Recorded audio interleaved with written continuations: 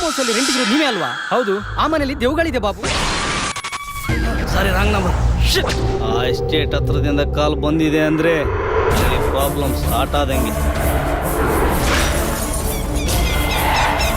ಆ ಎಸ್ಟೇಟ್ ಒಳಗೆ ಕಾಲಿಟ್ಟು ಪ್ರಾಣದಿಂದ ಹೊರಗೆ ಹೋದವರು ಯಾರೂ ಇಲ್ಲ.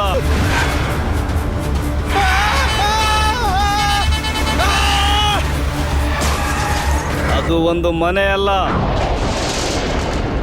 ಅದು ಒಂದು ಮರ್ಮ ಭೂಮಿ.